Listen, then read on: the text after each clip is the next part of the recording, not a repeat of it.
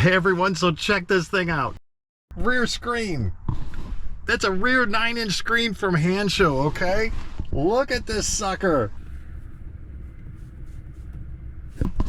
All right, the Model S has one. Why can't we? All right, this is for Model 3, Model Y. So many times people in the back seat are sitting there going, hey, where's my screen, right? They're like looking up here going, hey, Mark, you know, that's a pretty cool screen. You know, where's ours? Well, it's right there, okay? It's right there. Quit complaining, okay? You got a screen now. All right, guys, so this thing is pretty cool. This is basically like having an Android tablet right in your car, all right? It responds very quickly. Anything they have on the Play Store, you want to browse the internet, audio, everything, YouTube, everything that you can basically do on your phone, you can do here. Okay, so I'm going to run through a bunch of features, tell you about a serious discount, do an unboxing, and then give you a thorough install. So the first thing that comes up on the screen is the ventilation. Rear seat only ventilation. So this is pretty cool. You can set the temperature, hotter, colder. You can turn the fan up really high, like really high. And, you know, temperatures here are individual, left, right. That is pretty dang cool. However, you do have to have the HVAC on up front. If you turn it off up there, you cannot turn it on here or control it. So you can do on and off here as long as it's on there. Now, I will say, though, this screen here, it's not blocking the air in general. Surprising. You may not be able to get, you know, the full vent effect blowing up here, but there's definitely air blowing up here, and it's a good amount. It's on 5 right now, but that's not bad at all. I thought it was going to be blocking pretty much all the air coming up here, but it's really not. Here you can set the butt warmers back here. This is pretty cool. Turn all those guys on, or set them differently, or just close them all out. That's pretty slick. Beijing roast duck, again, something you gotta have. Music, if both of these are stored on the screen, you can put more in there with the SD card, or, you know, obviously it does have some internal memory.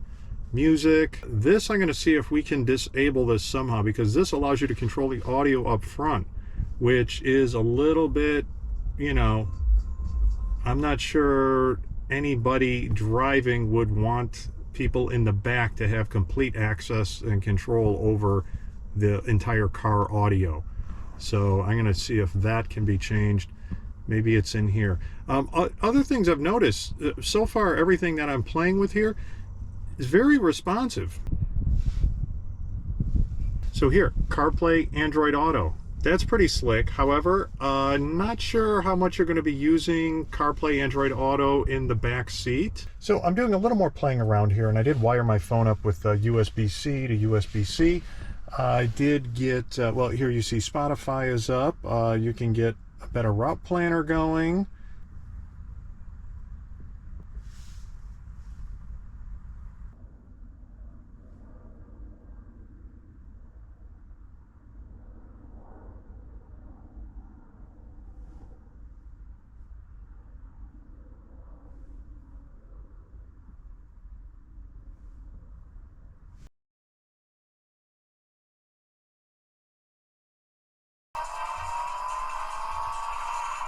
Whoa, whoa, whoa, whoa. The audio in here is not bad for a small device at all. All right, so I hooked up to my phone as a hotspot. So you have access to all the games and apps that are on Android. This is pretty slick. Or you go wireless, Android or Apple, download the app. Now, I didn't set this up yet, but whatever you have on your phone will then be mirrored on this screen here. So if you want to watch some video that you have on your phone, or you want to just use the data directly on your phone, you can play it for someone else in the back seat. You can use your Bluetooth headphones and listen to it. You could use the car audio. You can use, I believe you can use wired audio. You see the little stereo connection back there? Where is it? Yeah, there's a little stereo connection back there that you can use. This screen also, it's very solid. I mean, this sucker is really mounted in there well. You know, it's as solid as this is to the car. you know, it feels good. Big benefit from the install. Nothing on the original factory car gets destroyed or drilled or ruined in any way. If you want to go back to the original factory look, want to remove the screen, no problem. Yeah, it's a bit of an install, but it's not that bad. Really, mounting it here is not bad at all. And then there's one cable that needs to be run up through the front of the car and into the computer over there. If you watch my other video before on this little mini screen right there, we went through it. It's not bad. It's definitely worth it, especially if you've got people in the back seat all the time and they need to be entertained, all right? Everybody needs to be entertained. And the install I give you is very comprehensive, all right? It shows you step by step on how to install this thing properly. I'll have all the links to this screen to HANSSHOW down below, and I'll have the most important thing to know about this screen, 25% off, all right? 25% off right now, because it's like a whole Black Friday thing that they do every year, all right? Pretty much every year HANSSHOW does 25% off, but you got to use my code, all right? Use TeslaMark. TeslaMark code, all right? Gives you right now 25% off like everything on the website. And they sell like everything Tesla. I don't care if you've got a Model 3, Model Y, Model S, Model X, they have it, okay? And the TeslaMark code can be used like all year round. It's always gonna save you like at least 15%, sometimes in the summer 20%, right now 25%, all right? That brings the screen down to a much better price, all right? And if you don't like this screen, get on the website. They sell all kinds of other different screens for the front, for the back. For the front, they've got a few different screens, little mini ones that I just talked about, medium ones, big ones. In the back, they've got 2 or 3 different screens also now. This is probably, I think, the biggest one they have, and probably the coolest one too. All right, let's see what we've got here. I think I know what it is, and if it is what I think it is, I'm gonna be excited. Uh-oh, check it out. Ta-da! Rear screen. Oh. All right, this could be really good. This could be really good. Oh, this sucker is packed in there. What am I doing wrong? All right. This looks good. Check it out. Whoa. Dang, that is a big screen. Look at that. Yeah, pretty much 9-inch screen. Wow. Oh, look at this. Room for USB still. Basic connection. Massive wire harness here. That looks pretty long. More pieces. I think this is later model with the nice USB-Cs, and this is probably for mine 2018, where I've got USB-A maybe? I can't remember. Yeah, that should replace this piece here.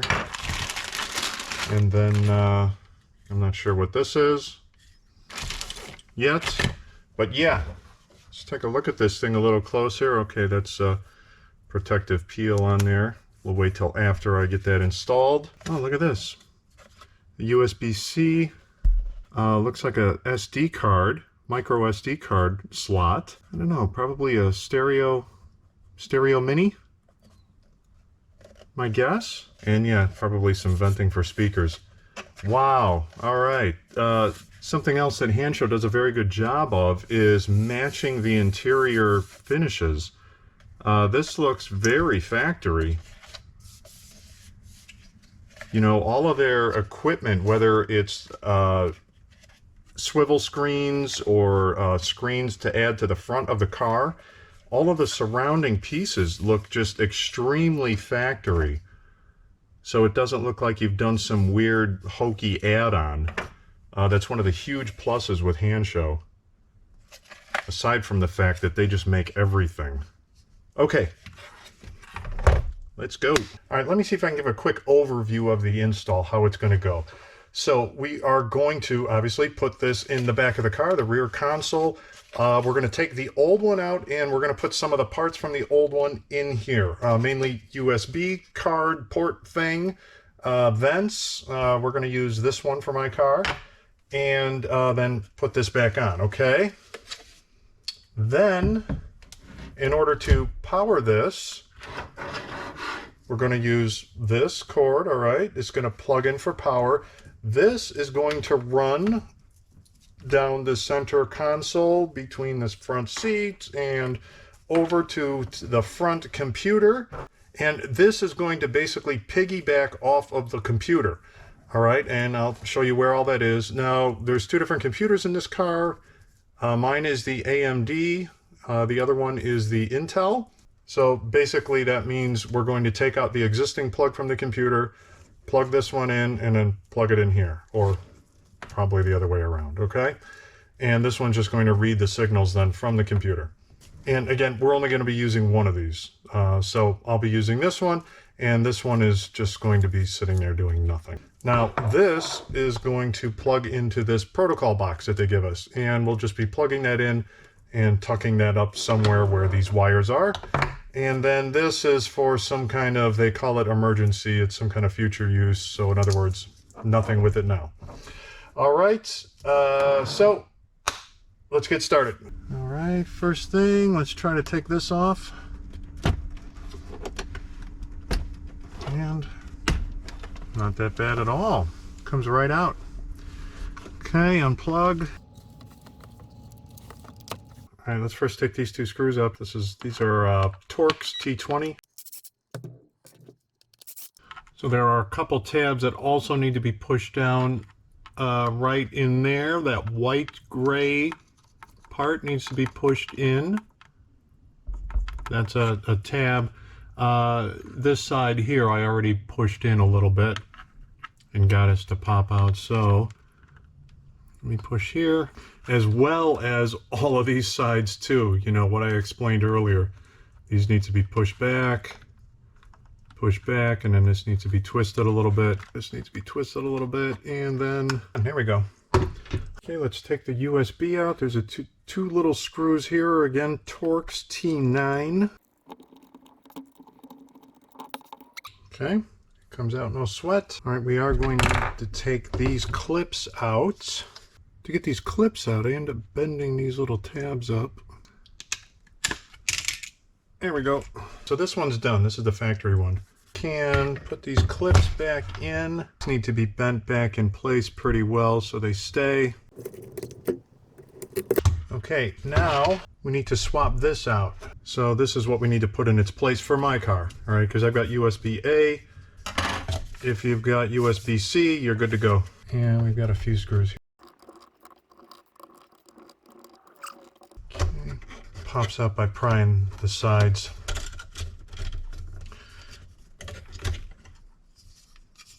Okay.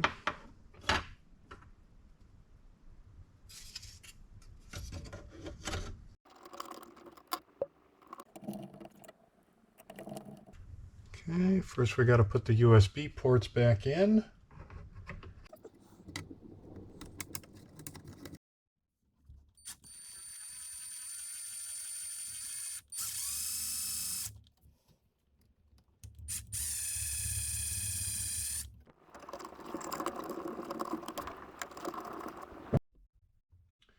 Okay, now we can put the vent back in, and it goes in this way because we got to put these two screws in here.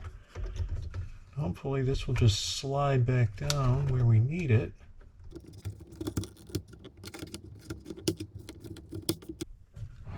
Okay, now we just get these two screws back in. And we are good. Now, just got to put this sucker back in the car.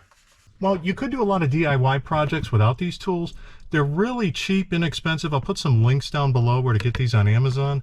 They're nice to have though. Like a lot of these push-pull tabs, you know, they're just super handy. They don't scratch or mar anything, and those plastic tabs may break when you use screwdrivers. This just works so much better. Okay, so back here we need to run one of the cables through here and to go up front. So I think we need to take this off first, and then I think there's a couple screws under here in order to get this off. This is an OBD Bluetooth module that I have not for this. These look like these are T20. Okay, so these clips pull out this way. As we talked about before, this end here is going to be plugged into the screen, and it's basically going to be run down here, and it's going to kind of go underneath this piece that fits down here, and then I'm going to start tucking it in between this panel and the center console all the way up until we get to the front of the car. And if you get back here, this panel comes out. It's not that bad to get out.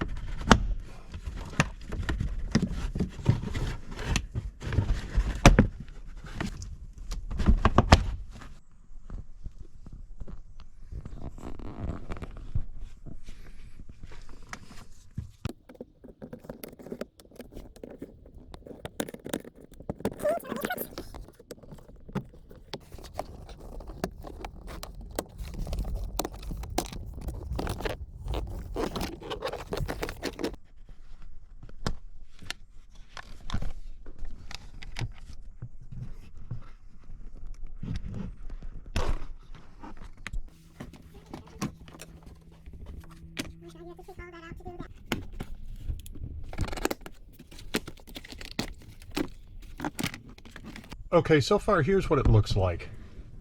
A big mess.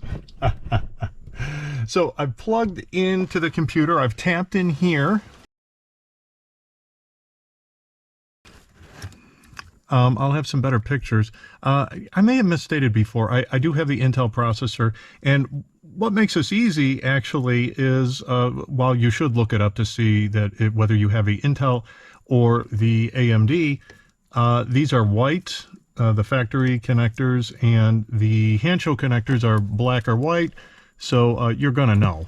You can't plug these in wrong. They're completely different connector styles and everything, so you don't have to worry about getting that incorrect. So AMD is not going to be used, and then this protocol box has to be plugged in, and nothing to worry about here with this, I don't know, future upgrade, emergency, whatever. I'm probably just going to tape that here and then just kind of tuck everything back in here and put the panel back on. But I wanted to show what that would look like, or what that looks like so far. Now, I have already put in a different screen. This mini screen here, if you want to see that video. So I have already tapped into the computer up there, which is a little bit difficult. When you do tap in, and I'll show some other pictures and videos on how I did that and where it needs to be tapped in, but that is the most difficult part, for sure. When you do snap it in correctly, everything goes in easy. It's just hard to get in there and work because it's difficult to get both hands in there. Just where it is located in the car, you almost need to be upside down to get in there correctly. And anyway, that's just the most difficult part. Running this cable and stuff is a little bit difficult, but honestly, it's not that bad at all. Okay, so this is the most challenging part. You have to get up under here. This is the computer that we need to tap into. There is a middle connector here that's gray. That's the one we need to get to. Let me show you how to do that. Okay, now the idea in plugging this into the computer is to create a pass-through.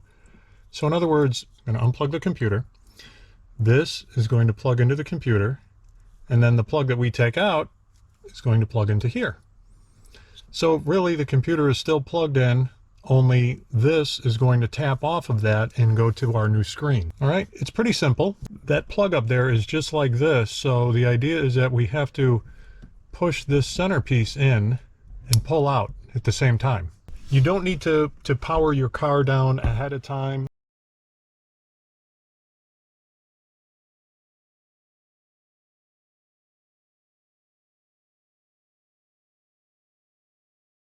You can safely unplug that without powering the car down first. Once you pull it out, obviously the screen and everything powers down.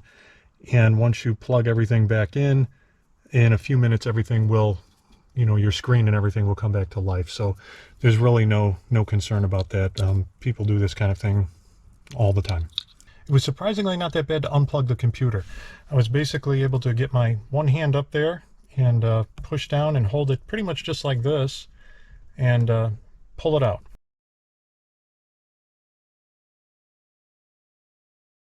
Here from the top, we see the factory connector is now plugged into the HANSSHOW screen connector with the pass-through here. And now the pass-through end here has to be plugged into the Tesla computer. Now, you could do this the other way around. You could plug this end into the computer first and then plug the factory computer connector into the HANSSHOW pass-through, which is the way I ended up doing it. Either way, it's tight and you kind of have to pre-bend the wires and connectors to, as I said in the other part here, to just kind of get things lined up ahead of time. And then honestly, just kind of relax. If you can't get this thing in, take a break, come back to it in a few minutes. It's once you're done, it's you realize it really wasn't all that bad. Okay, got it plugged in. Yeah, it's definitely a challenge. The last two connectors, just make sure you got everything bent and twisted so that you've got it lined up properly. I tried for a couple minutes to connect them and they were not aligned. I had it the opposite way. The connector only goes in one way and I had it the other way. Oh, and after I unplugged the computer and plugged it back in through this, the car repowered up automatically, no problem. And doing the other screen, I actually did not even power the car down. And some people, I would advise doing it. Follow the instructions to power the car down. I'll show that, but I would do that anyway. But if you don't and you forget, I wouldn't panic too much because I didn't power mine down before. I think it just kept powering back up, honestly, is what happened. And there's others who also I know who haven't powered their car down through the screen. And I've got everything tucked back in here. Here's that protocol module. Everything is just kind of tucked in here. Don't forget to leave this. This is either for the speaker or the light. And then this cable needs to be up in this area here for when you put this panel back.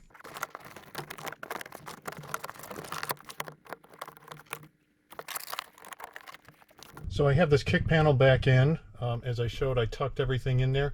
It might be a good idea. Now, I think things are kind of stuffed in there well enough where they're not going to be bouncing around, but it might be a good idea to zip tie some of the things together if it makes you feel better. To put this on and off, sometimes it's easier, or it actually is easier to pull this off, which just basically pries straight off. And definitely keep your eye on all of the tabs. Familiarize yourself once you take this off where all the different tabs are, so that when you're putting it back in, you can see where everything lines up. That includes back here, as well as the spots in here. And then this rubber trim piece needs to go back over the top of this. Again, this goes to the underside of the panel. One of these is for the speaker and the other one is for the light. And this is just going to be basically sitting up on the panel. I didn't tie it down very tightly. Well, I'm not tying it down at all.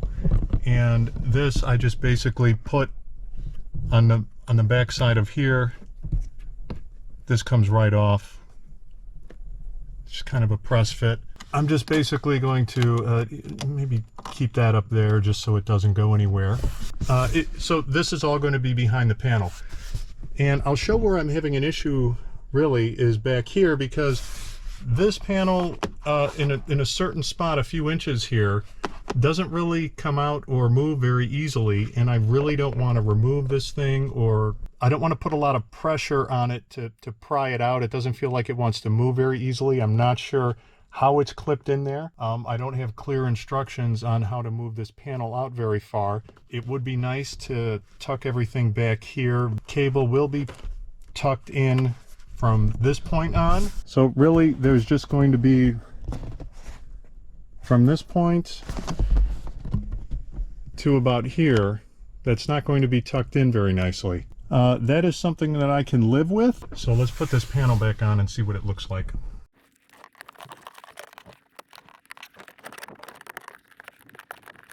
So take a look at, again, it's always a good idea to see where all the tabs are that you need to clip into. You know, take a look at the back of the panel here and see where everything lines up before you start putting it on. But just going to make sure that that cable is just kind of back there.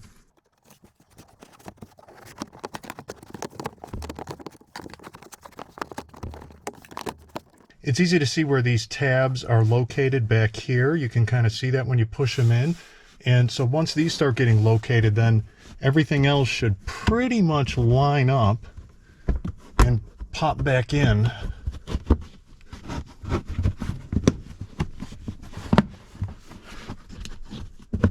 This panel fits pretty tight. Okay, there you go. So again, here's the only area, this little spot here, this little spot down here where I don't have the cable tucked in nicely. We need to put this panel on first because it's going to need to be screwed in. Both power cables here, screws back in.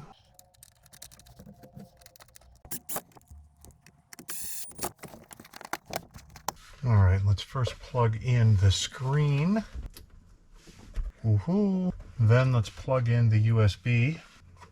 And this should just slide back in. All right, it's in. Wait, let's do this first. Oh yeah, looks even better. Beijing roast duck. What is this? This is way more than I would have ever asked for. This is a hand show exclusive, all right? Beijing roast duck carving in the backseat of your Tesla.